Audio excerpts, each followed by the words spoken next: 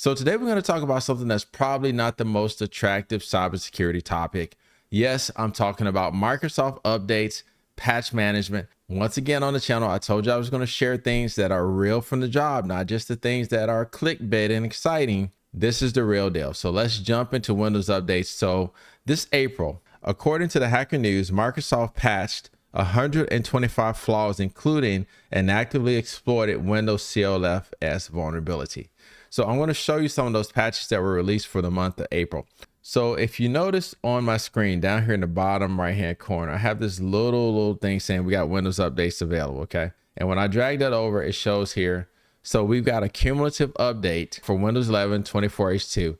Now for you, you may be behind on your updates, but I just want to make sure you understand the format of these cumulative updates, right? So 2025-04, if this were a cumulative update from 2023, it would start with 2023. If it was from 2024, it would have 2024. So I am up to date for the most part. And this is 04, which is the month of April. Now, I want to show you something that I've really been exploring on the job because I'm not sure if everybody knows this. And so I want to make sure I cover it. So we're going to do this in a couple of ways. When you install this Windows update, it actually changes the kernel version on the machine. So what we're going to do is we're going to associate this patch with the vulnerability in Tenable. And then I'm going to show you that it actually patches. So I'm going to apply it by rebooting the machine. I'm going to show you the details of what it like, how you can check in PowerShell to be able to know if an update is pending. So we're going to go through this. So this is going to be really a patch management in-depth course. Okay. So let's get Tenable open now. All right, so to start, you can see that we have 10 criticals, 85 total vulnerabilities. So I'm going to go ahead and click into these critical vulnerabilities. And what I'm specifically looking for is I'm going to make this column a little bit bigger. So it looks like we only have one machine that is applicable to. TI Desktop 4 is the computer name.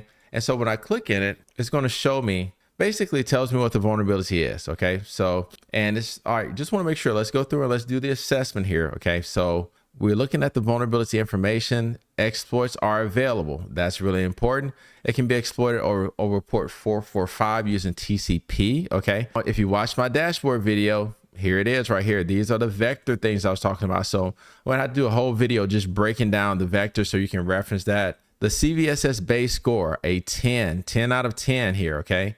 Once again, the CVSS2 vectors. By the way, remember, if you see this N, I'm sure that designates network.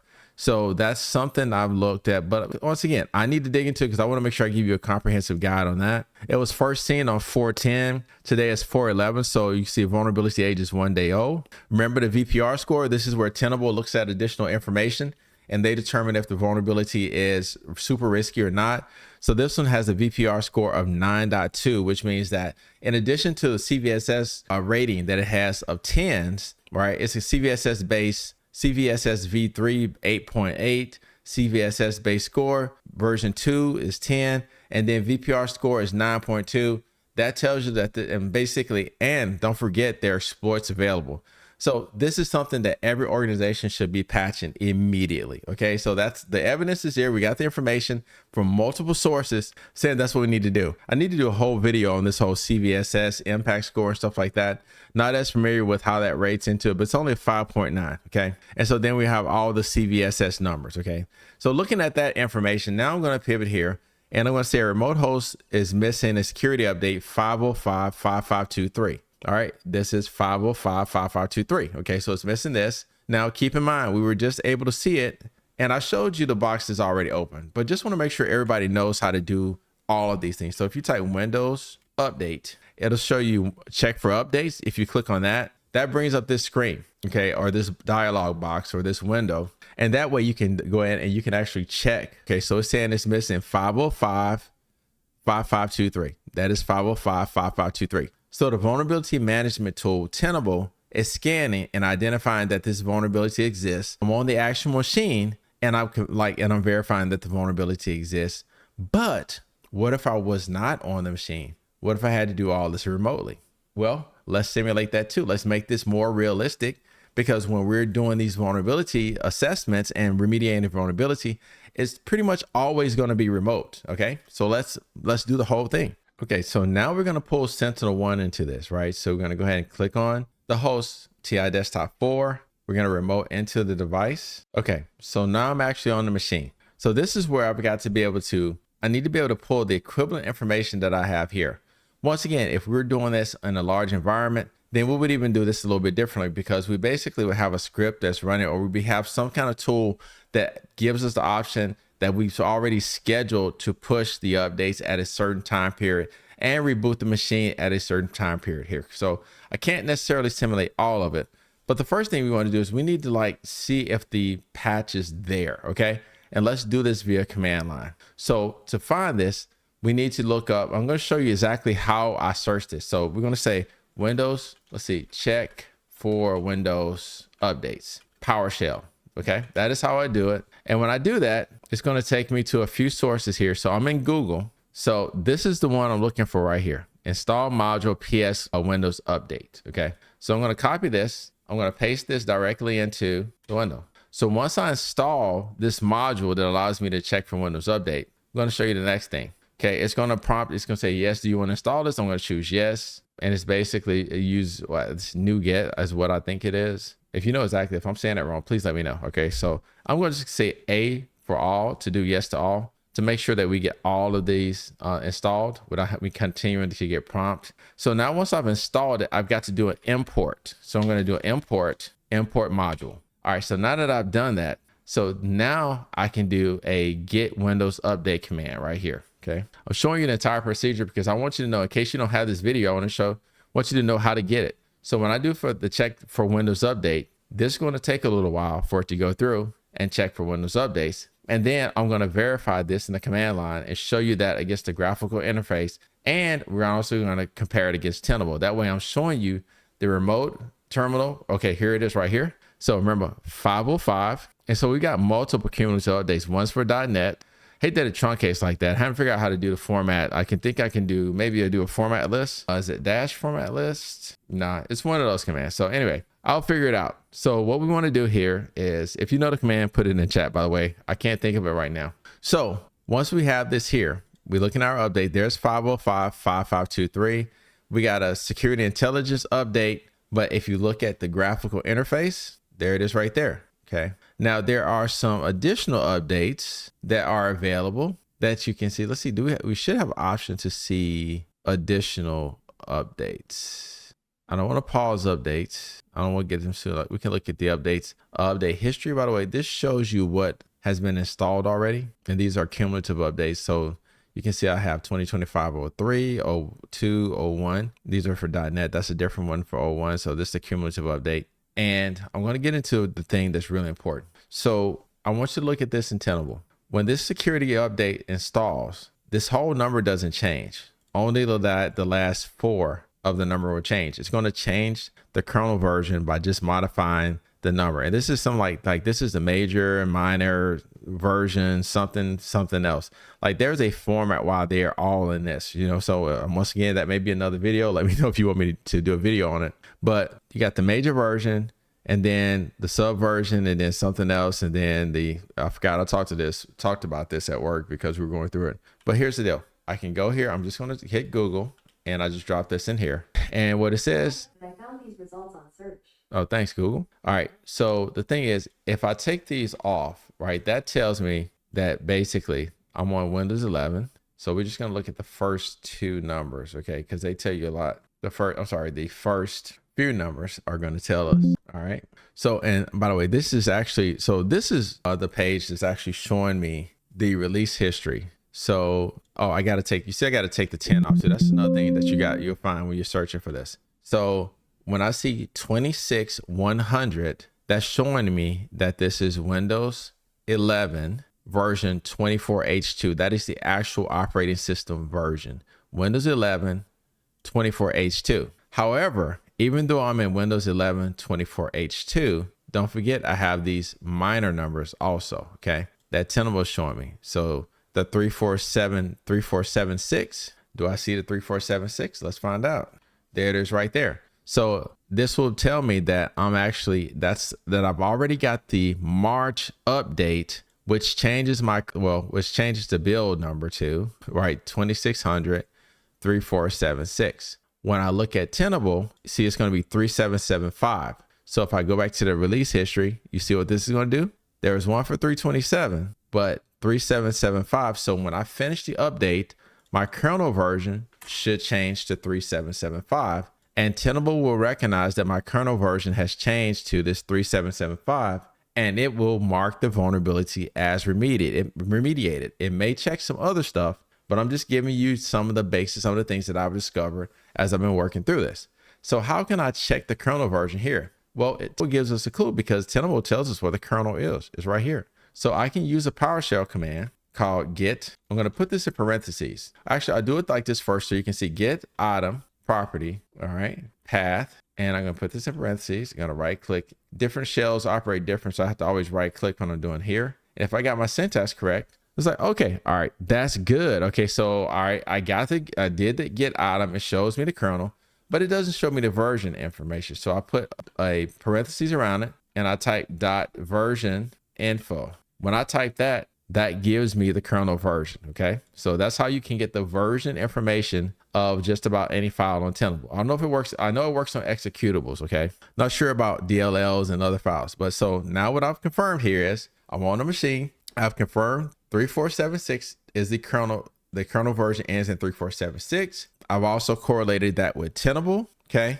And so that tells me everything I need to know. So now what do I need to do? Well, I can install the update by simply clicking on the little box here, right? So let's go back. So estimated 5 minutes. Now, what I want to do is I'm going to install this update, but I want to show you a better way to do the updates. Okay. Something anybody can click the button, and it really is not better. It's just which one is best for the thing you're working on. So if you're working on a user machine, if you have a small company and you don't have a remote tool, then you click the button and you update the machine. There's nothing wrong with it. No shame with that. If you're working for a big corporation or a big organization, you probably got another tool where you tell it to use your remote tool to tell the machine to reboot. But I'm going to show you how to do it remotely while using PowerShell. Okay. So I'm going to say install instead of get Windows Update. I'm going to say install. Let's try install Windows Update. Put our dash there. All right. So that's not the command. All right. So how do we find the command? All right. Once we learn how to get the Windows Update, let's see how to use command line to install Windows Update. This is the same process I went through, by the way, to learn how to do this at work. I've actually got it documented at work, so I don't have to look it up, but I want to do this all in the video because I want to show you kind of the ins and outs. So I will say install Windows Update, PowerShell. It filled it in for me. Updating Windows using PowerShell. So I'm going to click on this article. All right, let's see. No, I don't want to use many tools. That's just a support article. It's not what I'm looking for. Update and restart from PowerShell command. Let's check this. This is the one I'm looking for right here. Get Windows Update, accept all, install. Now I'm going to modify this command just a little bit. Okay. I'm not going to tell it to auto reboot because I'm recording the video. Okay. So start here. I'm going to take off the auto reboot part. But if you wanted to auto reboot, you would leave that on, just so you know. All right. I'm going to press, well, let's see. I want to show you, let me show you this before I do it because I want you to see this really important. So you notice the status here on the updates. There is no status, right? I don't know what that D means, by the way. Oh, D means downloaded, by the way. So you have some updates that are downloaded, and that's what the status is. And there are only two that have been downloaded. So right here, this cumulative update for .NET, and this is the one we're looking for, 505.5523. It's already been downloaded. So that's what the D designates. So I'm going to take this command. I'm going to press the install button. But remember, I'm not going to auto reboot. The reason why is because I want to show you something before I reboot. So this is going to go through the process now of doing the installation. Okay. Now, do you notice? All right. Do you notice the difference? Check this out. Notice how they say accepted. By the way, I said tac or minus accept all. So it's accepting them all. And you see these are showing downloaded at this point. So I've accepted all of these updates. These are downloaded. So what you're seeing is it was accepted. All the updates were accepted. Now it's downloading the updates. We've downloaded the cumulative update. Now look at this. So now it's going through the installation. And once again, we're doing all of this in code. So the security update, you see that installed fast. The Realtek Semiconductor Corporation update, that installed pretty fast. I do want to pull this up for a second though. Let's see. We had the optional updates. There's our Realtek Semiconductor update right here. Our optional update that we just installed. Okay. And it looks like we're installing our cumulative update for .NET.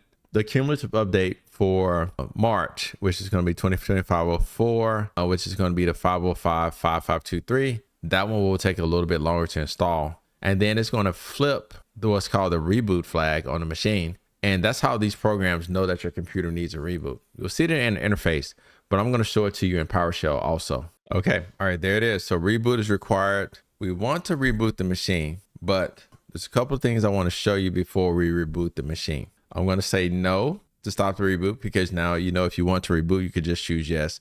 The machine will reboot remotely, and when it comes back, the update will start, and we'll be able to verify that. Okay. And every time we do the get Windows update command, it's going to say reboot is required. What I'm going to do is I'm going to reboot the video, and then we're going to bring everything back up. And then once it's back up, we're going to show you in the command prompt. We're going to reconnect to it in the command prompt or in the terminal. And then we're going to verify that everything has been updated. Okay, so you can see that we already have remote terminal up and running. So what we're going to do is show you something in Sentinel-1. Under response, you can clear remote shell. And so once we do that, we can click remote shell. And now it'll allow us to connect into the device. I'm going to click start session, and then I'm going to paste in my code. I'm going to go to Tenable. And remember, just want to bring this up to reiterate, because what we're looking to see right now, if we go to plugin output, is we need to see the kernel version is no longer 3476, but the kernel version should now be 3775. All right, so I can get it. So now, just to take a shortcut, this is kind of how I usually do it when I'm doing it at work. I'll just copy that. No sense typing unnecessarily. And then I'm going to same command, open parentheses. I'm going to click get item property path, double quotes, paste. Don't really need that because there's no spaces. You only need the double quotes if there are spaces. Typically, I just do it as good practice. Okay, close parentheses dot version info, and you can see, oh, look at there, 10.0.26.100 3775. Compare this to Tenable. We're now on 3775. So when Tenable scans again tomorrow, I have my Tenable set up to scan the computers every day at 10 o'clock for the agent scans at least. So then it's going to scan, and this vulnerability should come up as remediated at that point. So that looks good. All right, so let's go ahead and let's see if we can do a get Windows update. All right, remember we already loaded the module, so I want to confirm here. Okay, what is showing at this point when I type get Windows updates on my machine? Okay, so nothing is showing as pending on the machine, but let's confirm that in the GUI or in the Windows interface. Okay, we'll go to check for updates. If you keep your speaker or smart display connected to the internet, it will automatically download and install available updates. Okay. All right. So you can see right now it says you're up to date at this point. If I click check for updates, and we're up to date. So that concludes on basically patch management, Tenable vulnerability management, Sentinel-1 endpoint detection and response. So basically you got some Tenable training, Tenable vulnerability management training. You got some Sentinel-1 endpoint and detection training. You got some patch management training. You got a chance to understand Microsoft cumulative updates that are released every single month. And basically you got a chance to use some PowerShell today to be able to learn to interrogate the machine remotely. Basically, and I'm showing you a one-to-one relationship with the information in the PowerShell command and on the machine. Now, if you actually want hands-on training, I do want to mention the Cybersecurity Mentorship Program. The link's in the description. If you're interested, you can sign up. It's a monthly recurring charge. So you can sign up and you can quit the program anytime you want to. But if you want hands-on training where I'm literally teaching the other mentees exactly what I do on the job, so that when they go to apply for a position, they'll actually have real world experience. Okay, so if that's something you're interested in, check out the link in the description for the Cybersecurity Mentorship Program. Thanks for watching. Please don't forget to like and subscribe to the channel. I'll be bringing you more real world cybersecurity content.